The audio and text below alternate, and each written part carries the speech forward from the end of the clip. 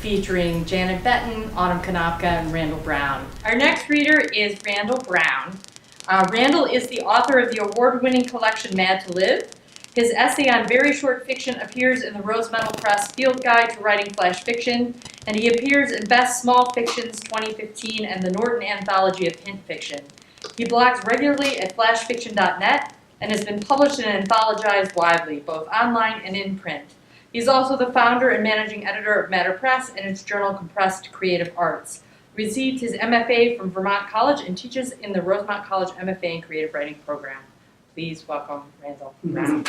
So it's a short story in 3 parts. It's called The Right Question. The Simpsons' copper dowsing rods, used by generations of Simpsons to find secret veins of underground water, have been abandoned in the cellar of their family farmhouse for 10 years. In colonial times, the rod's written history begins with Goodman Simpson, whom Puritans chased for his water magic. He hid under a haystack, and there he suffocated. The rods found their way through to the next in line and the next and the next. And today, early July 1972, almost dawn, they are trying to find their way into the hands of 12-year-old Marie Simpson, the last in the line of the Simpson water witches. It is only hours before the early morning of her father's scheduled flight for Quezon, a last-ditch effort to delay or suspend his leaving. In the cellar of her family's farmhouse, she's running out of boxes. She's certain the rods have been thrown into a box along with the other collected junk of her ancestors. Broken bamboo fishing rods, busted up revolvers and bullet casings, black-stained coins commemorating the Old West, the Civil War, the Revolution, Eisenhower, Kennedy. She's read the diaries, the letters, the notebooks, knows that the family has used these rods, only these rods. 3, 2, 1 last box, and nothing but yellowing papers and smeared ink. She rubs the drowsiness and mildew out of her eyes. She cocks her head, alert to a small note in the basement, a tuning fork being struck. She follows the sound to a crevice behind the coal box, reaches in and grabs. They have her. Now, dowsing rods in hand, she jogs through Simpson's Hollow that runs along Simpson's Creek, her Scooby-Doo pajamas clinging to her skin, her wild red curls bouncing like Jiffy Pop. Only Simpson men can be water witches. So it has been said, so it has been written in the family history, its branches reaching and then pushing her away. Her grandfather doesn't have it, her father doesn't either. The skill, they surmise, evaporated from the line. Marie runs from the family farmhouse with its low ceilings, its inner ledges and cubbies, filled with antique fishing lures, big wooden cylinders with gold eyes, rusted hooks, sad long faces. On the banks of the shallow creek, she eventually winds down, waits for her breath to catch up, then wades softly into the water. She holds the copper rods out. She knows enough that for the water witch, they should cross. She walks into the middle, still nothing. The rods still parallel, trembling only because of Marie, because of her shaking hands, her unstilled heart. She gazes into the obscured sky, a black canvas stretching all the way across the world. Her father will leave. Her father will choose that far-off war instead of her, like all his predecessors, all lining up to be killed far from home. Her mother left long ago, on a bender, her grandfather says, an unending one. Cross, she screams aloud. Cross, you mad buggers. Cross, you stupid things. Cross, cross. It don't work if you stand in water. Her father, already in his jungle camo, stands akimbo on the bank. He has the wild curly hair of Simpson's, already turning gray just out of his 20s, the wiry frame, the protruding bones. Why can't I just stand in the creek, Marie asks. You gotta work it underground, he explains. It won't work with water above ground. Your great-grandfather could stand with water up to his knees in Simpson's Creek, and it won't work, no sir. She knows them all the Simpson water witches. James Simpson, an officer in Washington's army, one of the 2,500 picked troops who crossed the Delaware and defeated the Hessians and British. You either have the energy or you do not, he'd say, with his 2 copper divining rods in hand, his legs moving slowly in that trance-like walk through brown, crackling grass. Marie, now on land, walks past her father to the wild grass of the hollow. The more you want it to come, the more it won't, her father says to Marie as he walks with her. How would you know, she asks him, and then lower. You who couldn't find water if you were on a boat on Lake Erie? Is that what you want, he asked her, to hurt me? No, she says, I want you not to hurt me. You have to empty your mind. His downturned lips, his squinty eyes, his pinched face, all tell her that her shot hit home. If you don't know that, you don't know anything about it. She read the notebooks, knew that part, but maybe forgot it too. She wants to empty her mind, but it's the wanting that's blocking it. She tries to think of a color, yellow, yellow, yellow, as a way to stop the thoughts from taking away her chance to make magic, to make her father choose her. Benjamin Franklin Simpson, a surveyor and Secretary of Internal Affairs of the Commonwealth of Pennsylvania, traveled from Mexico to British Columbia to California to the southwestern United States, finding underground water during what historians ended up calling the mega drought. It finds you, he wrote, like redemption. She walks here and there among the wildflowers, putty root orchids, black medics, white banberry, tall white beard tongue.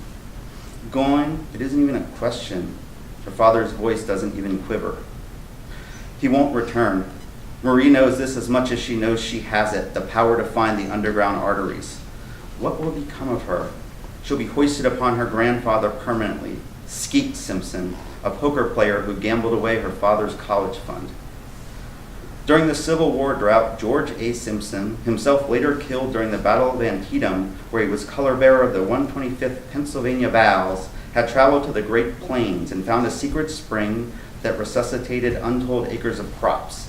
In his letters, he describes it as expanding within you, and you must grow to contain it or it won't take hold. Sorry. The voice of doubt. Your witching is not going to change a thing, her father says. Like I told you, I'm the army's. That question's been answered. He whistles for a bit, Yankee Doodle Dandy. It was answered a long time ago. Yellow, a long stretch of yellow to coat her mind, cover all those racing thoughts and worries. A glimmer of it in the corner of her thoughts, a lone star in the blank sky. Hurricane Agnes will come that August, overfilling the creek bed, washing away the 17th century farmhouse. Marie will dream of the fish, hundreds of them, biting into the artificial lures, hooking themselves, screaming. The yellow grows, expands, Marie with it. Waters and wars, from the Great Dust Bowl after World War I and the Western Drought after World War II, Simpsons on horses, in covered wagons, by trains, cars, witching the water, some believing they didn't so much find the hidden streams, but created them out of the dust. Her great-grandfather addressed that idea in an interview in the county paper. But that is all folklore and myth, he said. The water witch, deep in the dousing state, simply asked the divining rods to find water, and the rods respond, crossing to mark the moment. A swath of yellow, and that's all there is. Yellow, yellow. That yellow in Marie's mind flows into a tiny trickle of blue. Marie circles back, faster, her father jogging now to keep up. It's a tingling, a tongue on a 9-volt, hair rising to a rub balloon, the spin of the world, the breathing of its trees, the stretching of roots for Adam's ale. In her hands, seemingly on their own, the rods twitch, wobble, and then cross.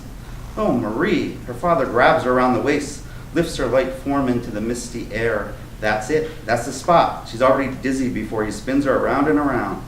It's on the maps. Yes, it is. Right there, little one. He sets her down, stomps around on the spot. Right fucking there. The sun breaks over the trees and tires slide on the driveway gravel. Her grandfather, Skeet Simpson, has driven up to drive her father to the train station. He makes his way to them. What's this, he asks. His hair has begun its yellowing at the ends. Just saying goodbye, her father says. Her father has slipped the rods into his own hands, slides them into his waistband behind his back. That's it, Marie asks. But her father frowns at her, his fingers passing his lips. Zip it. No, I did it. I found water. I did it all by myself. Skeet reaches in his pocket, hands Marie a Tootsie Roll, rubs her thick red hair. Good girl, he says. That's a very good girl. Marie barely hears him. She can't take her eyes off her father. You aren't going to use her father says to his father, the gambler Skeet Simpson. Her body still feels those underground waves, that reach of the earth's lifelines for her own. Then don't go, Marie says. If you don't want something, stay here, or all bets are off. You heard the girl, Skeet says. That, Marie, is called an ultimatum. I know what it's called. She's been reading since before she was 3, and in school they put her in the hallway reading Watership Down, while the rest of the class chases after Ted and Jane and their dog Pug. I told you, her father repeats. It isn't a question. Her father will go, leave her, no matter what she is made of, no matter what she is capable of, as if some other lines or strings pulled people into their roles, their duties, sending them along, no matter who or what is left behind. That ends it then, Marie says. You come into the station, Skeet asked her. Her father pulls out the rods from behind his back and holds them up. These are coming with me. He slips them back inside his pants. An insurance policy. No, I'm not coming, Marie says. I'll say goodbye here. Skeet winks at her. That's what suits you. He hands her a handful of Tootsie Rolls. See you in a bit. Her father picks her up, holds her face to face like a new puppy. Don't do it, Marie. Whatever he says, you need to promise. She almost says promise you'll come home, but she knows it will be broken, and she doesn't want that. Instead, she asks him to stay, not to answer that call, to stay with her in the hollow. It's bigger than that, he says. She hears bigger than you, Marie. More important, bigger. We'll see. And those are the very last words Marie ever says to him.